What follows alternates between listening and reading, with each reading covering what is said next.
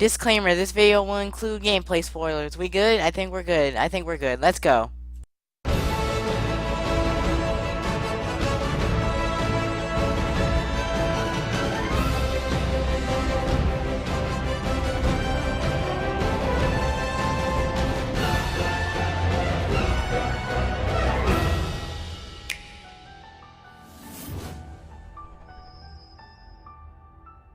Hey guys, AlphaStar716 here. If you've been playing The Legend of Zelda Breath of the Wild since last Friday, chances are you've probably been playing the new DLC.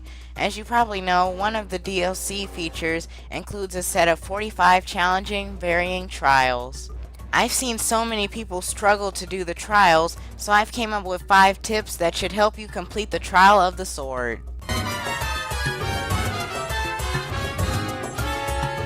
The only things you're not stripped of during the trial is your Sheikah Slate and your stat boosts, if you had one, from before starting the trial.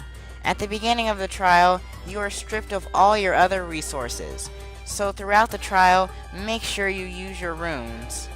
You can use your infinite bombs to get rid of weaker enemies and save your weapon duration for the stronger ones.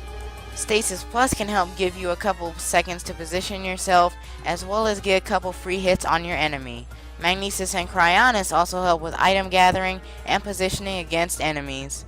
Always ask yourself in a trial, what rune can I use to get this chest? Or, is there a way of fighting these enemies with only my runes?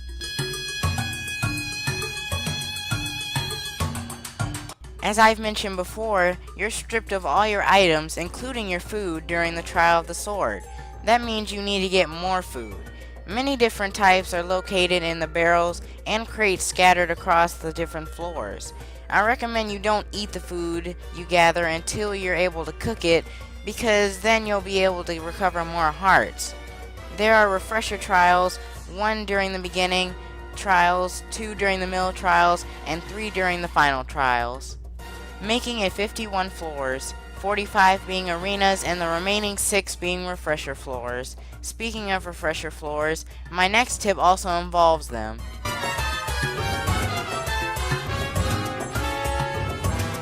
Now this is a smaller detail, but it still is very important. If a refresher floor gives you spicy peppers and sizzlefin trouts, chances are you're about to go into a cold area, so make sure you prepare accordingly.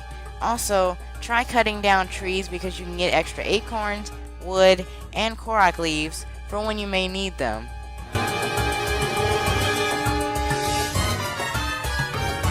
I know you're probably thinking this is an obvious one, but it's still important. If you have rusty weapons, or just weak weapons in general, use those first. It looks really stupid trying to beat a guardian at full health with Boko clubs. Beat the early enemies with the weapons you get early in the trials, and save stronger ones for a boss. Also, I can't stress this enough, if you have ancient arrows or other ancient melee weapons, use them on guardians, preferably the flying and walking ones. Don't use ancient arrows lazily on that black bokoblin you're tired of fighting.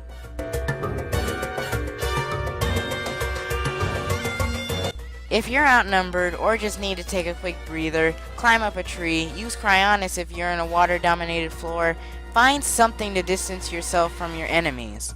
An added bonus of climbing up high and out of an enemy's sight is that they will give up chasing you until you reappear to them. Use this to deliver surprise attacks and eventually defeat your enemies. So those were some of my tips on how to beat the Trial of the Sword. If you follow these tips correctly, you should be able to beat the Trial of the Sword. To those of you trying to do this on Master Mode, well, may Hylia have mercy on your soul. Anyway, if you have any questions, specific struggles, or opinions, feel free to comment down below. If this helped you, remember to give it a like and subscribe to AlphaStar716 for more content on Breath of the Wild and other things gaming. See you all next time.